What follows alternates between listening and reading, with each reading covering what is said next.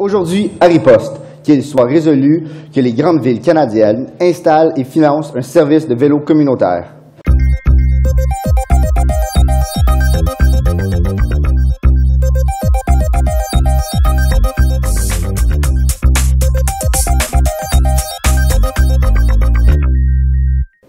Bonjour, mesdames et messieurs, et bienvenue à Riposte. Je suis Simon-Nicolas Grandmaître et je suis fier d'être votre animateur. Aujourd'hui, la question à débattre, est-ce que les grandes villes devraient financer et installer un service de vélo communautaire? Ce n'est pas un secret pour personne qu'il y a de plus en plus de congestion routière et pourtant il n'y a pas plus de routes. On voit dans les centres-villes, ils sont de plus en plus congestionnés. Comme on dit en bon français, il y a plus de trafic. Est-ce que le système de vélo communautaire pourrait être inclus dans les plans d'aménagement urbain afin de réduire ce problème de congestion? On constate qu'au cours des dernières années, le vélo gagne en popularité comme mode de transport. De plus en plus d'individus font du vélo, été comme hiver, pour se rendre au travail. Mais ce n'est pas tout le monde qui a un vélo, et ceux qui ont des beaux vélos ne veulent pas nécessairement les barrer dans le centre-ville de peur de se les faire voler pendant la journée. Il y a déjà certaines initiatives, comme Bixi à Montréal ou Vélogo maintenant à Ottawa. Mais ce n'est qu'un début, c'est des petits systèmes encore embryonnaires. Cette motion soulève plusieurs questions. D'abord, est-ce que c'est économiquement viable comme projet? Est-ce que c'est aux contribuables d'assumer les coûts des vélos communautaires? Est-ce qu'il y a un intérêt pour les vélos communautaires? Pour défendre cette motion, nous allons avoir au gouvernement, comme première ministre, Mme Marie-Pierre Albert. Bonjour Marie-Pierre. Bonjour. Marie-Pierre complète présentement un programme conjoint en sciences politiques et en common law. Marie-Pierre me dit qu'elle adore manger des ploys à presque tous les jours. Comme membre du gouvernement, nous allons avoir Mme Geneviève Lévesque. Bonjour Geneviève. Geneviève complète aussi son programme conjoint en sciences politiques et en common law ici à l'Université d'Ottawa. Geneviève me dit qu'elle aime tricoter des costumes pour son chat.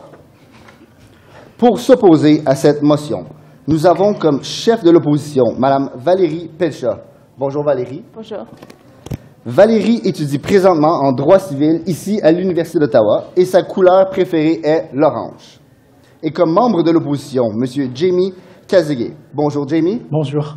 Jamie étudie présentement en biochimie et il me dit qu'il adorerait avoir 5 chiens. Pour nous aider à analyser les arguments, nous avons la chance d'avoir comme juge expert M. Louis Simard. Bonjour, M. Simard. Bonjour. M. Simard est professeur agrégé à l'école politique ici à l'Université d'Ottawa. Fidèle à son poste, notre juge en chef, M. Gabriel Meunier. Bonjour, Gabriel. Bonjour, Simon-Nicolas. Alors, avant d'entreprendre le débat, je tiens à rappeler que les arguments et les propos tenus par les débatteurs ici présents ne sont pas nécessairement l'opinion et cet exercice a pour but d'engager le débat. Alors, sans plus tarder, j'inviterai Madame la Première ministre à nous livrer son discours d'introduction. La parole est à vous lorsque vous êtes prêts. Merci. Messieurs les présidents, chers membres de l'opposition, chers membres du public, le fédéralisme coopératif est le contexte dans lequel s'inscrit cette motion. En tant que première ministre du gouvernement du Canada, je vous propose donc la motion suivante. Qu'il soit résolu que les grandes villes canadiennes installent et financent un service de vélo communautaire. Cette motion est d'une grande importance pour le gouvernement, sans pour autant vous rappeler qu'on est en 2015. Messieurs les présidents, nous proposons donc la mise en place du programme suivant. Les vélos et leurs accessoires de sécurité qui sont récupérés par les policiers et qui ne sont pas réclamés seront réparés par des partenariats locaux puis mis à la disposition de la population et ce, tout à fait gratuitement. Les grandes villes canadiennes telles que Toronto, Montréal, Vancouver, Edmonton, Calgary, Ottawa, Gatineau et Québec seront toutefois libres de moduler le programme de vélo communautaire selon leurs besoins particuliers, selon leurs moyens financiers et selon leurs obligations contractuelles préalables. Messieurs les présidents, afin de faire valoir notre point de vue, je vous présenterai 3 arguments. Le premier s'intitule « Transport démocratique », le second « L'économie du vélo » et le dernier « Vélo écolo ».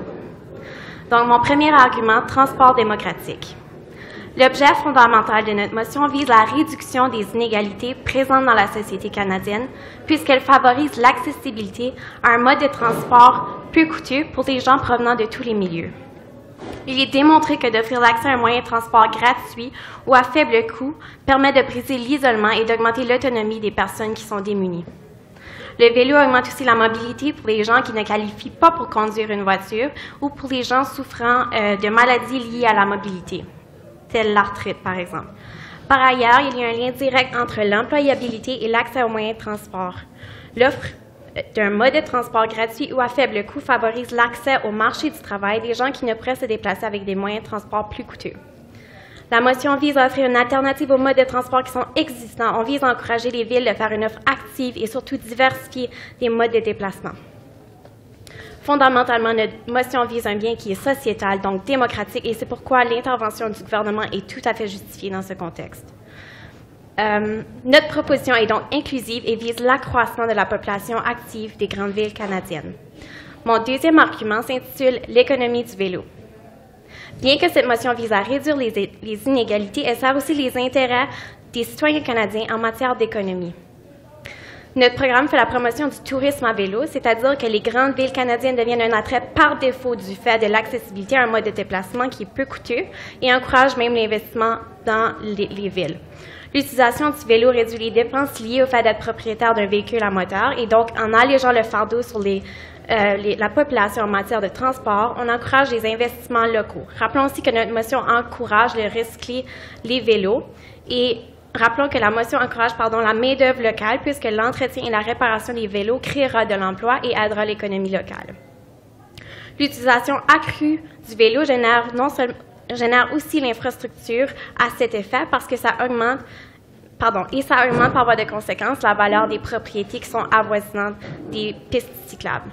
Notre programme permettra aussi de diminuer le nombre de vols de vélos et le vandalisme puisque les utilisateurs du service vont bénéficier d'infrastructures qui seront sécuritaires, dotées de cadenas et de caméras de surveillance.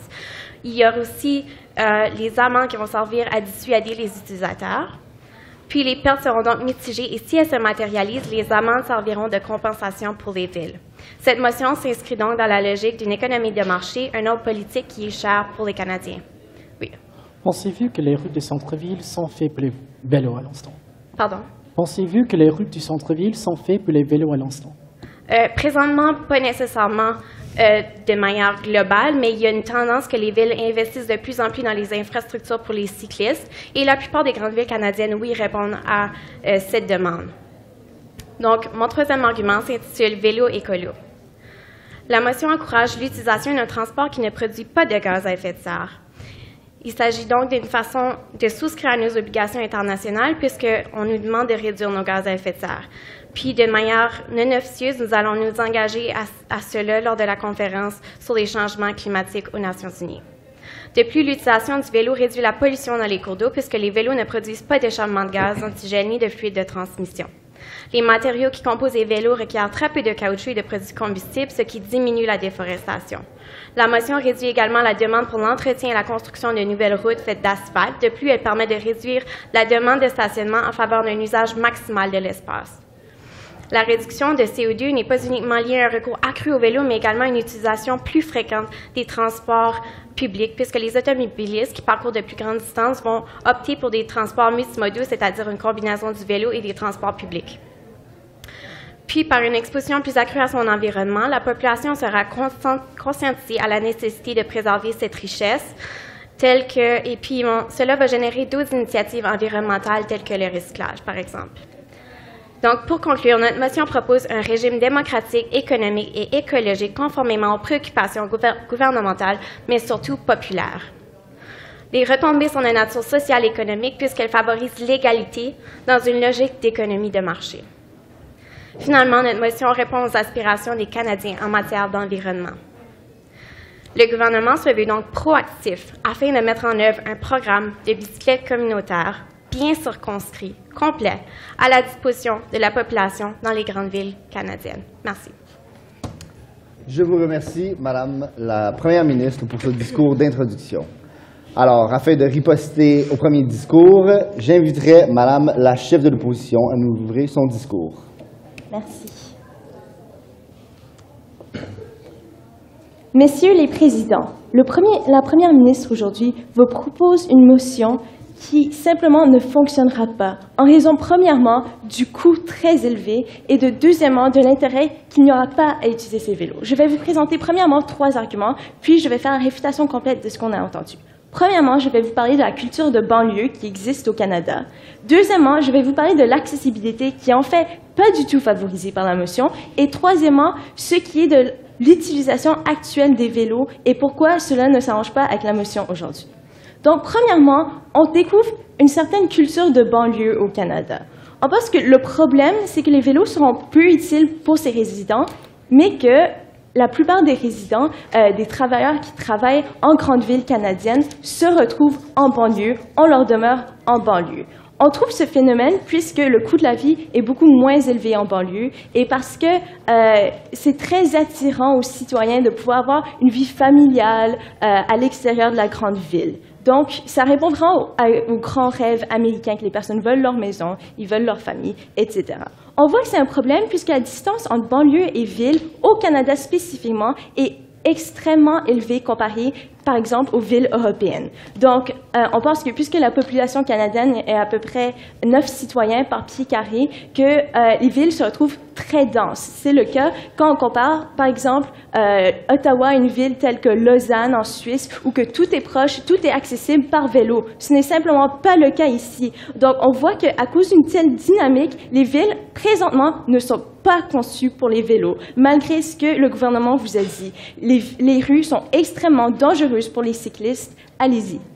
Que faites-vous du fait que d'augmenter le nombre de vélos sur les routes va également augmenter les transports multimodaux? On pense vraiment pas que ça va arriver parce que on voit que les rues sont conçues pour les voitures. On voit que c'est dangereux. Mais plus que ça, on voit que les personnes de banlieue sont plus aptes à utiliser une voiture ou le transport en public. On pense que la distance est très grande. On pense que de plus, ce qui serait favorable dans ce cas, c'est de favoriser le développement du transport en public, donc bus, métro, etc.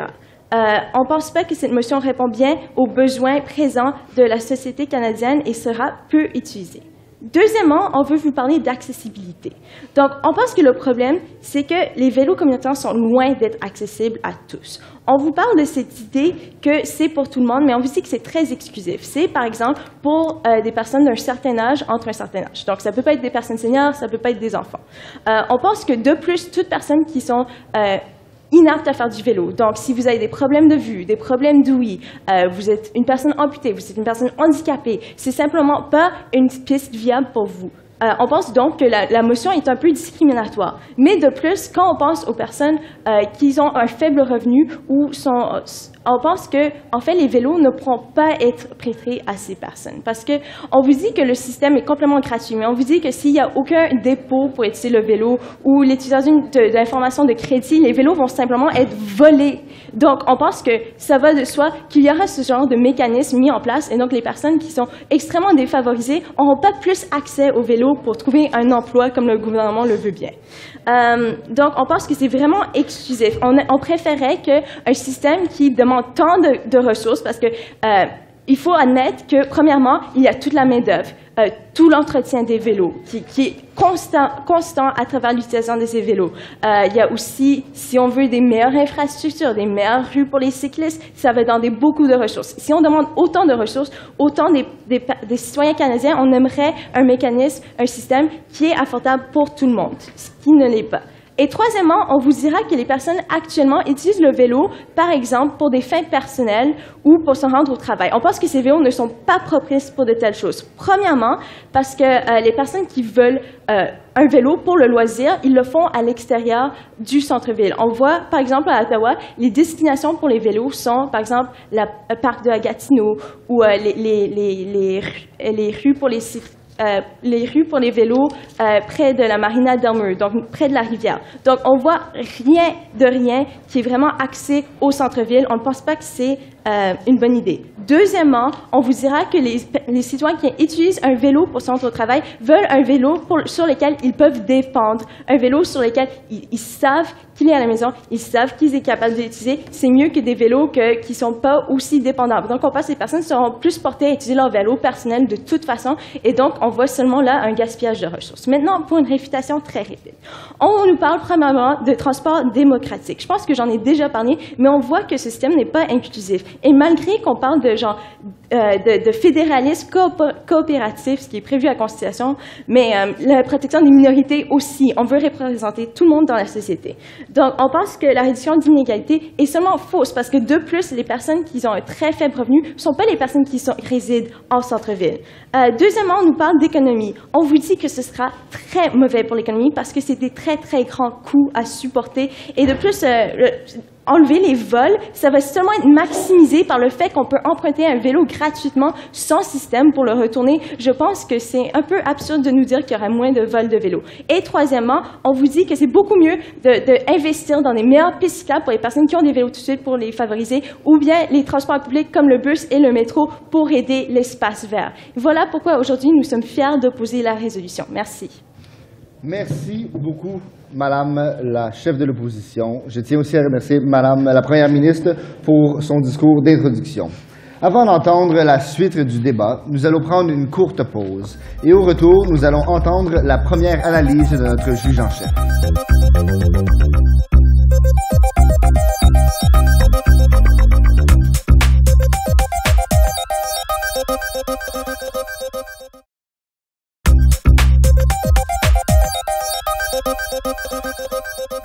Nous sommes de retour à Riposte avec le débat suivant. Qu'il soit résolu que les grandes villes canadiennes installent et financent un service de vélo communautaire.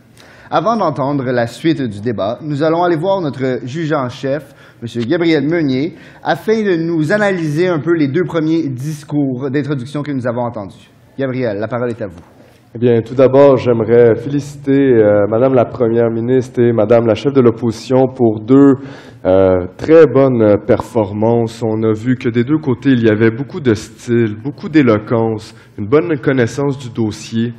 Aussi, des très bons arguments ont été apportés de part et d'autre.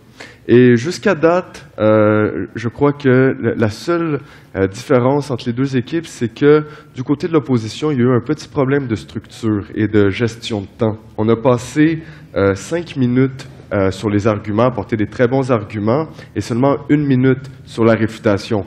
Et ce que ça l'entraîne, c'est que la réfutation était un peu de surface, et j'ai bon espoir que le membre de l'opposition va venir pour compléter la réfutation. Mais cela dit, le débat est très bien engagé, un beau choc d'idées pour le type de société qu'on veut, pour une allocation des ressources, et j'ai très hâte d'entendre la suite des choses.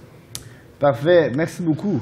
Alors, j'inviterai maintenant Madame, en fait, la membre du gouvernement, à nous donner un discours de 7 minutes. La parole est à vous lorsque vous êtes prête.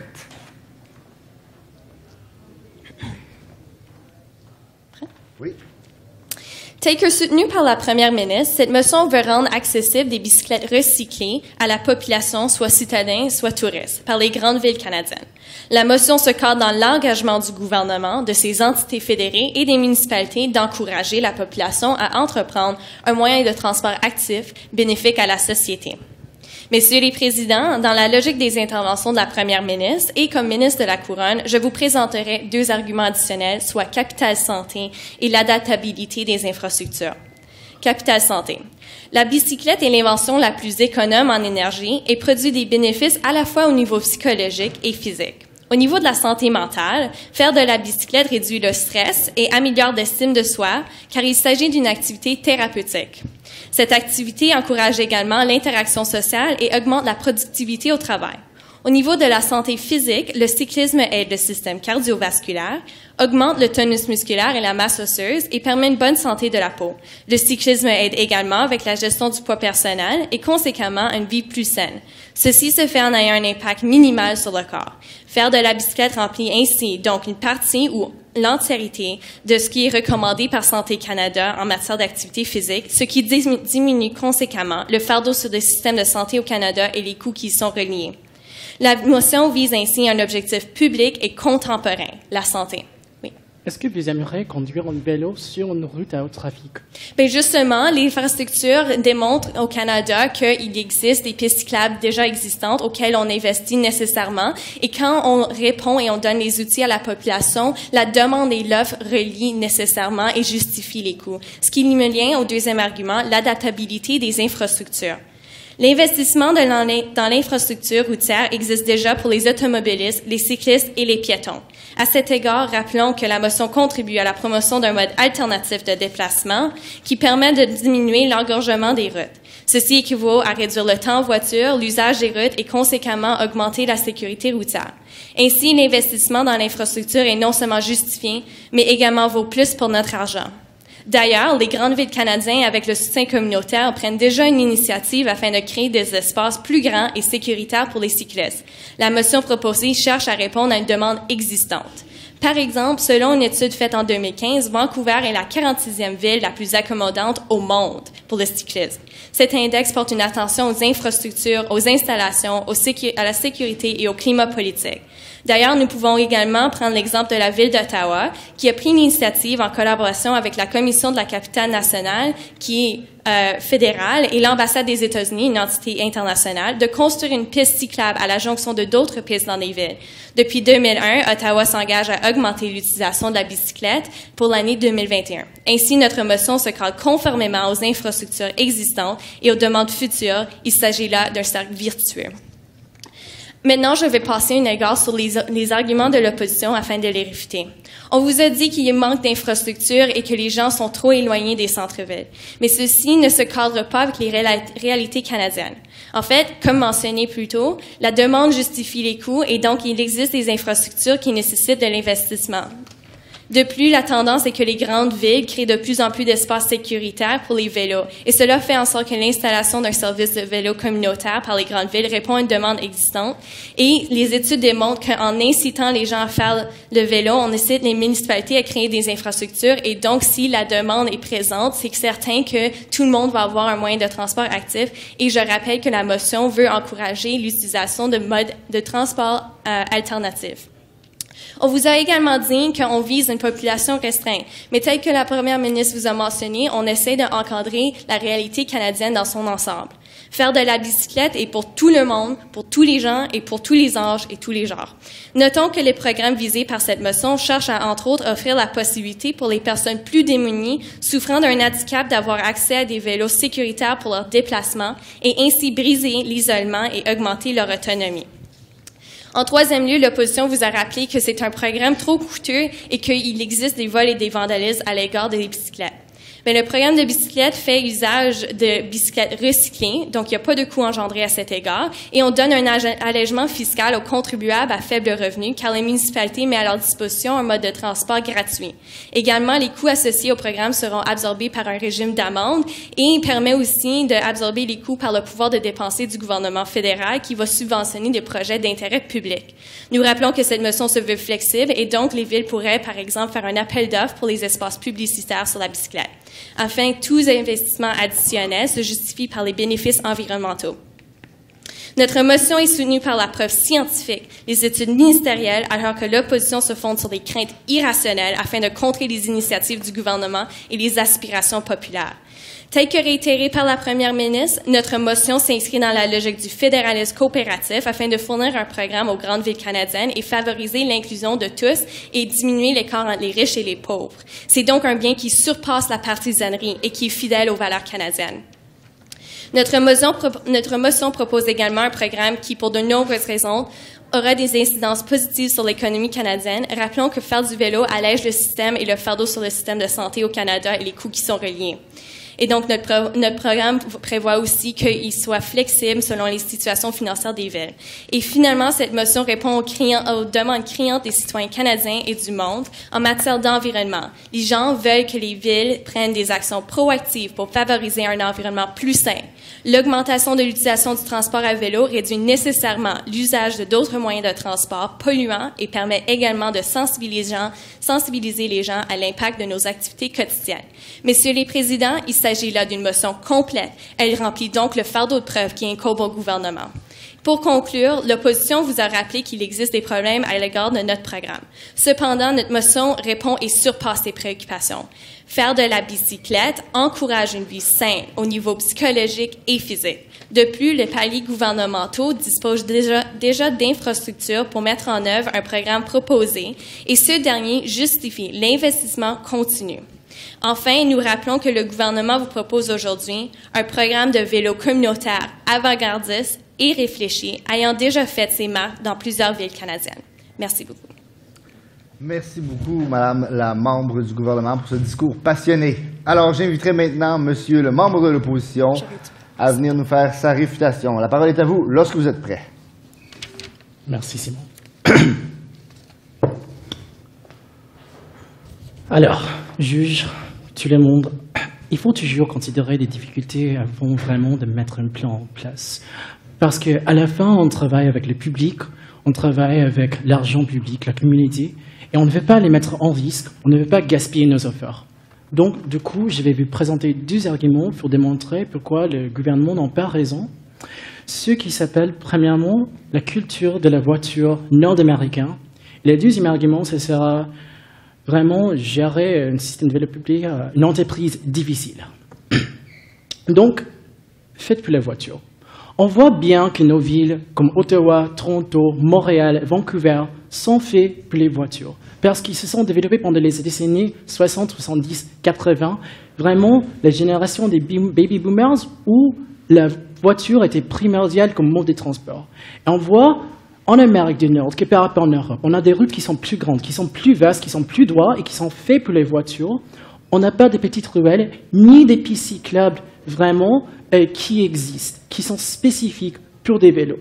Et on trouve, la routine, c'est toujours pendant l'heure des pointes pour aller au travail, tout le monde utilise la voiture, tout le monde prend le bus, il y a une tendance de trafic. Et on voit quand même, il y a toujours un manque de ressources pour utiliser les vélos. Si vous allez sur rue King Edward, rue Bank, rue Elgin, rue Wellington, vraiment, vous voyez bien là haut trafic et c'est dangereux. Donc, les gens, ils ont peur déjà de prendre les vélos et on croit à la fin, ils vont pas les utiliser.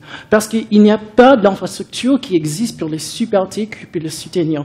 On trouve bien que même il veut financer, par exemple, des pistes cyclables, même il veut financer, peu à peu, il veut en tendance vraiment d'améliorer le système de transport public. Si vous n'avez pas une base de coûts, par exemple des pistes cyclables qui sont partout, ou même une culture des vélos, je crois que c'est tant difficile d'en créer en juste donner des vélos gratuits à tout le monde. Et pourquoi? Parce que tout le monde comprend bien que nous sommes juste des individus qui vont des banlieues à notre travail, on parcourt des grosses distances à la fin et on utilise normalement comme une voiture. Donc à la fin, je crois vraiment, c'est dangereux d'être un cycliste en centre-ville. Je prends votre point. Comment est-ce que vous proposez rendre accessibles les modes de déplacement pour les gens à faible revenu? Donc, je crois que c'est assez facile déjà. On peut abaisser, par exemple, les prix des transports en commun. Ça existe déjà. On peut abaisser des autres prix. Et donc, même des vélos gratuits. Comme mon collègue a dit, il y avait plusieurs problèmes avec cela, comme les vandalismes et tout. Il y avait déjà des exemples. Mais deuxième argument, l'entreprise. On trouve bien, c'est vraiment assez difficile de gérer un système de vélo, un système public. Parce que, premièrement, des gens, ils ont peur déjà de prendre des vélos, surtout quand nos centres-villes ne sont pas faits pour eux. Deuxième chose, l'hiver. Je crois que c'est une chose qui est vraiment évidemment qu'il faut dire qu'il y a 4 mois où vous n'avez pas des vélos qui sont vraiment assez accessibles. Vous avez la glace. Vraiment, la culture nord-américaine, c'est de ne pas prendre la voiture. Troisième chose, l'entretien. Vraiment, l'entretien, ça commence à augmenter. Il y a des coûts vraiment pour maintenir tel système. Et aussi, une autre chose, nos systèmes canadiens, nos villes canadiennes sont si vastes. On a une culture des banlieues, comme mon collègue a déjà proposé. Et vraiment, il n'y a pas des gens qui vivent en région centrale. Il n'y a pas des gens normalement, nos régions centrales, comme les centres-villes, sont faits pour les emplois, ils sont faits vraiment pas pour vivre dedans. En truc, qu'est-ce que ça arrange? C'est un risque d'argent public, vraiment, on va gaspiller l'argent pour des vélos que personne n'utilise parce qu'on n'a pas les vélos, l'argent disponible parce qu'on n'a pas la culture, ou même on va gaspiller l'argent parce qu'à la fin, c'est juste l'infrastructure, ça n'existe pas déjà, ou même l'entretien, c'est trop cher, vraiment. Il y a juste le risque de vandalisme, je crois, c'est juste quelque chose que tu ne peux pas juste mettre à l'écart. Donc, du coup, c'est mes 2 points. Donc, réputation, santé. Donc, je crois, ouais, bon, c'est vrai, c'est vraiment bon, quand tu fais vélo, c'est bon pour la santé, mais à la fin, je crois que notre point principal, c'est si personne n'utilise ces vélos, ça ne sert à rien vraiment, parce qu'à la fin, les centres-villes ne sont pas faits pour les vélos, nos villes ne sont pas faites pour les vélos avec les grandes distances, les agglomérations en fait des villes comme des Toronto, les banlieues, ou Ottawa, les banlieues, et c'est quelque chose à considérer. Donc, du coup, si personne n'utilise les vélos, du coup, il n'y a pas vraiment des bénéfices de santé pour le public. Aussi, il y a toujours le risque vraiment de s'écraser quand il n'y a pas même une infrastructure de base comme des pistes cyclables qui sont partout. Donc, si vous voyagez, si vous conduisez votre vélo sur rue Elgin ou sur rue Wellington, vous prenez déjà le risque de s'écraser par une voiture et donc, tant pis. Databilité d'infrastructure. Je crois que vraiment, ça, c'est une chose assez... Donc, l'argument, vraiment, c'est si on commence à voir des vélos publics, c'est vraiment juste comme la mise en point pour des autres investissements, comme les investissements dans l'infrastructure publique ou dans, par exemple, le transport en commun. Mais de toute façon, je crois que la plupart des gens ne prennent pas les vélos, pas parce que ils ne veulent pas tout, et d'autres choses, mais c'est juste, c'est pas pratique, ils y habitent trop loin. Aussi, c'est bien, c'est cher pour vivre au centre-ville. Il y a beaucoup de gens qui font des trajets des banlieues au centre-ville et c'est juste plus pratique pour prendre comme des systèmes de train ou des systèmes de métro ou des systèmes de bus qui sont beaucoup plus efficaces que ça. Et donc, vraiment, du coup, si vous avez peur vraiment de faire les vélos parce que nos routes sont faites pour les voitures, c'est mieux d'investir premièrement dans les pistes cyclables au lieu de juste de mettre des vélos partout et donc laisser faire pour tout le monde. Parce que je crois qu'il y aura beaucoup de problèmes et de responsabilités. Après, vous avez des blessures et tout. Donc, reconstruction, culture des banlieues. Donc, elle a dit, en répondant, il y a une demande pour justifier les coûts. Et les demandes, il existe pour avoir ces vélos publics. Je crois, non. Les demandes, ça existe pour avoir un transport qui est efficace. Par exemple, tout le monde utilise les bus parce qu'ils habitent loin. Donc, abaisser les prix des bus, c'est déjà une bonne chose. Accessibilité encadrée à la réalité canadienne, donc une vélo assez sécuritaire. Je crois, première chose, les vélos, donc ils sont seulement pour des gens qui sont déjà en bonne santé, qui sont vraiment en forme pour utiliser les vélos. Donc déjà, comme mon partenaire a dit, ça ne les aide pas. Et c'est pour ces raisons pour lesquelles on est contre cette motion. Merci bien. Merci, monsieur le membre de l'opposition. Alors, j'inviterai maintenant madame la chef de l'opposition pour 2 minutes afin de conclure l'argumentaire de l'opposition. La parole est à vous lorsque vous êtes prête. Messieurs les présidents, il manque un énorme lien causal dans les arguments du gouvernement aujourd'hui. Il n'est jamais prouvé par le gouvernement que les citoyens vont se tourner vers les vélos, vont faire du vélo une priorité dans leur vie. Et donc, toutes les conséquences, tous les bienfaits qu'on entend aujourd'hui n'ont seulement pas lieu puisqu'il n'y aura pas d'utilisation, comme nous l'avons décrit jusqu'à date dans les débats. Je vais cristalliser ce débat grâce à 2 thèmes. Premièrement, le thème des villes canadiennes en tant que telles, et deuxièmement, le citoyen canadien en tant que tel. Premièrement, pour ce qui est des villes canadiennes, il y a eu un gros débat aujourd'hui entre est-ce que l'infrastructure existe, est-ce qu'elle n'existe pas, est-ce que la ville va simplement s'adapter et se tourner vers ce monde idyllique où tout le monde utilise un vélo en permanence? Eh bien, non. Nous voyons déjà, pour des raisons historiques, pour les raisons de comment les villes sont structurées ici, qu'il n'y a pas des bonnes pistes pour les vélos en centre-ville. Ça n'existe pas et l'adaptation serait quand même assez difficile. On pense que les distances sont très grandes, il y a le problème de l'hiver que Jamie a mentionné qui est très important et il y a il y a tellement de voitures. Je pense que ce n'est pas un secret qu'il y a beaucoup de personnes qui évitent de faire du vélo en ville parce qu'elles ont peur. Je pense que ça ne va pas être justifié de changer la ville complètement pour cela et ce n'est pas réaliste. Pourquoi? Et maintenant, c'est mon deuxième thème, le citoyen canadien. Quelles sont les valeurs du citoyen? Le gouvernement propose des valeurs très nobles, certes, mais nous pensons que les citoyens favorisent la gestion de leur temps et ce qui est facile. Nous avons prouvé à travers nos arguments qu'il est plus facile d'utiliser un vélo privé ou, si vous habitez très loin, qu'il est plus facile d'utiliser des modes de transport tels la voiture ou le bus. Nous pensons qu'à cause de cela, à cause que le citoyen canadien ne veut pas se tourner vers le vélo parce que simplement, même si c'est bon pour sa santé, même si c'est bon pour l'environnement, cela ne lui sera pas utile. Donc les vélos ne sont pas utilisés et toutes ces ressources sont gaspillées. Merci beaucoup. Merci beaucoup, Madame la chef de l'opposition. J'inviterai maintenant Madame la Première ministre afin de conclure ce débat. Vous avez 2 minutes. La parole est à vous lorsque vous êtes prête.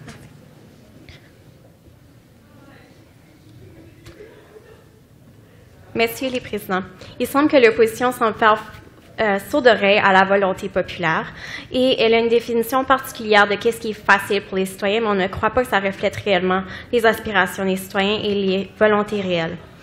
L'argument de l'opposition est désuet, illogique et incompréhensible.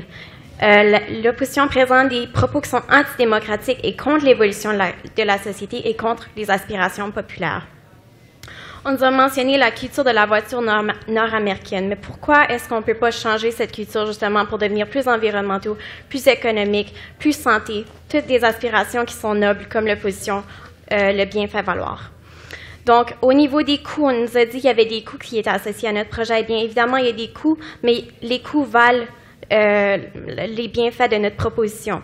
Les coûts associés au programme seront absorbés à la fois par le régime d'amende, mais également par le pouvoir de dépenser du gouvernement fédéral pour subventionner un projet qui est d'intérêt public.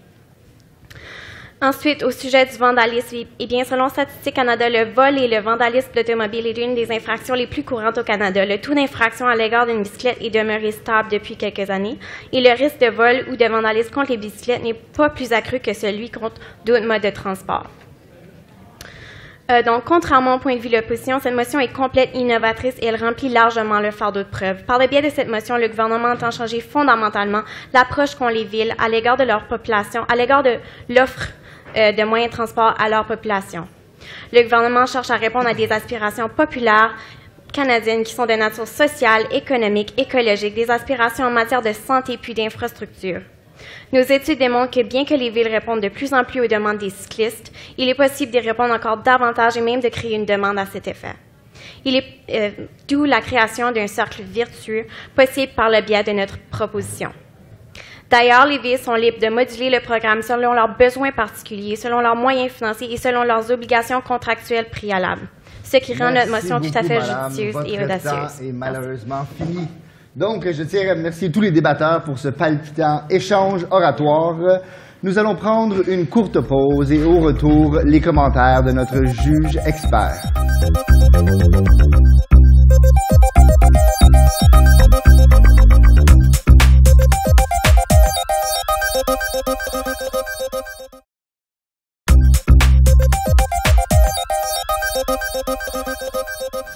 Nous sommes de retour à Riposte aujourd'hui avec le débat qu'il soit résolu que les grandes villes canadiennes installent et financent un service de vélo communautaire.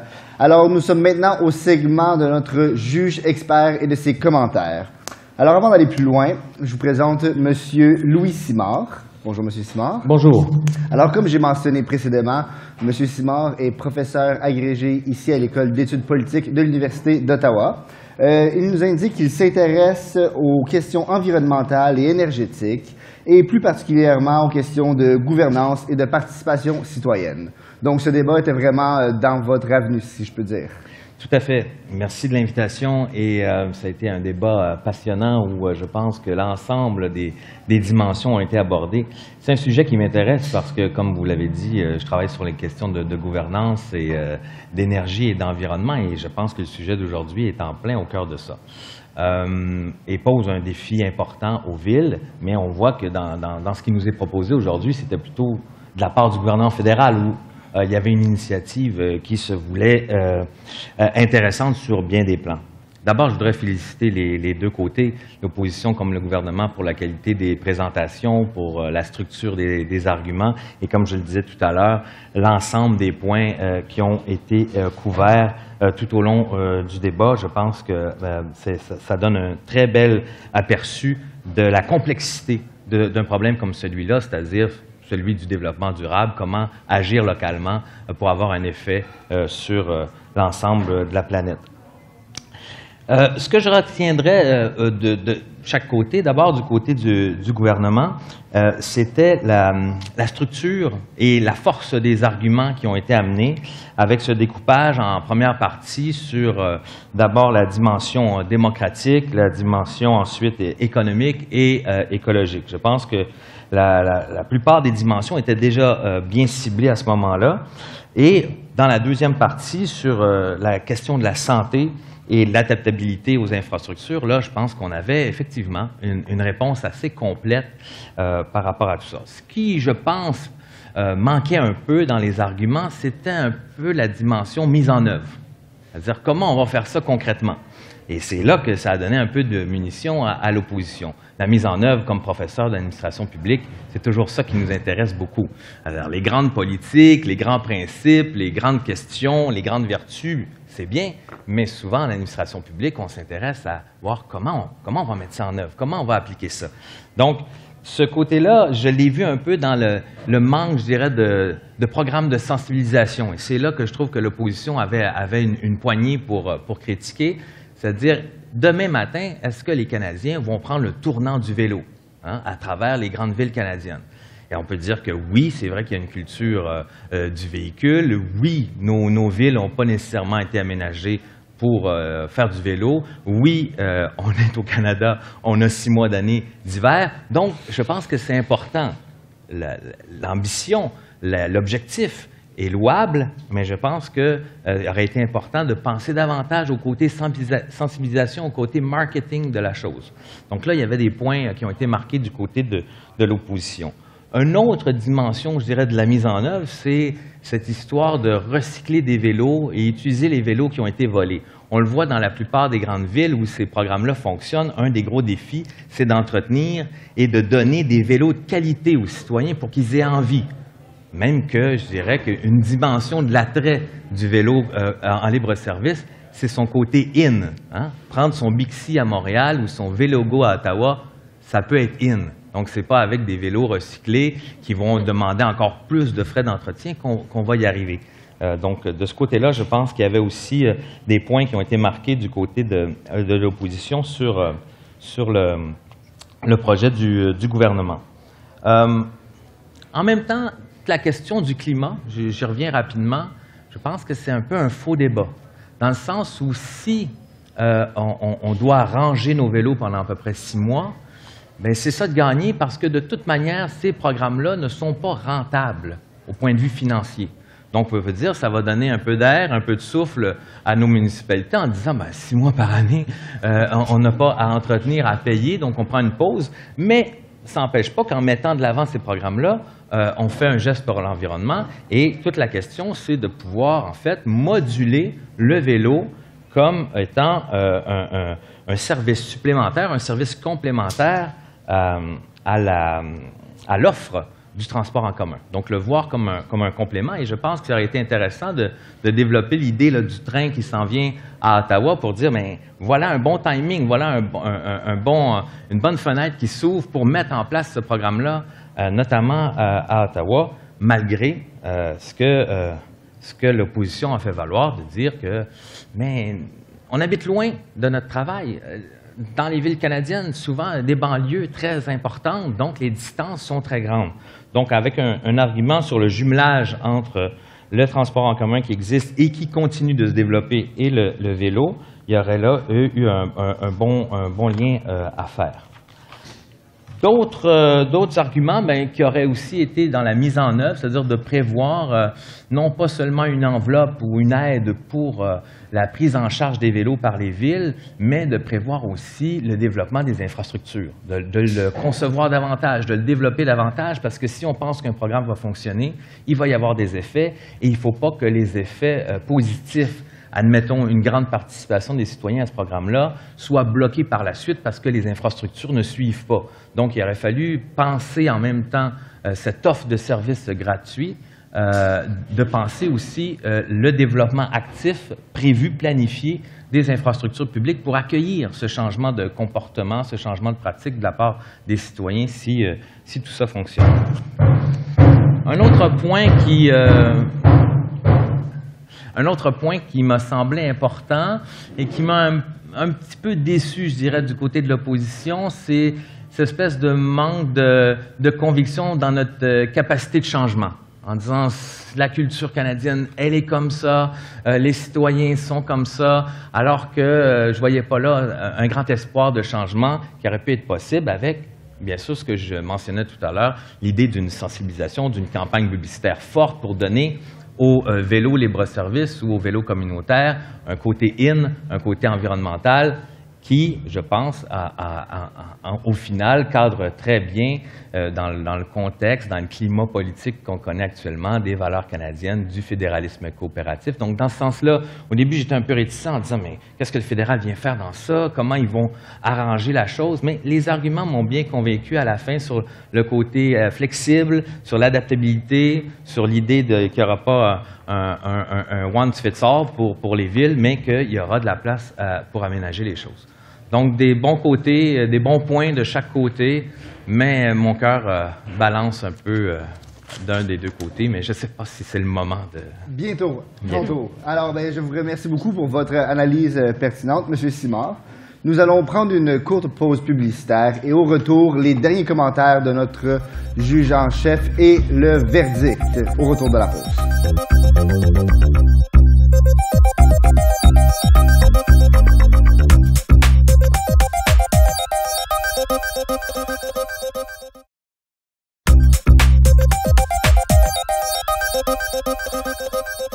Nous sommes de retour à Riposte avec les verdicts de ce débat et les derniers commentaires de notre juge expert et notre juge en chef. Alors, qu'avez-vous pensé de ce débat? Alors, Simon Nicolas, encore une fois, j'aimerais féliciter tous les débatteurs, la ministre de la Couronne et le membre de l'opposition sont bienvenus renforcer la position de leurs chefs respectifs. Et donc, j'apporterai quelques commentaires sur ces deux performances tout d'abord. Alors, la ministre de la Couronne, bon discours. Vous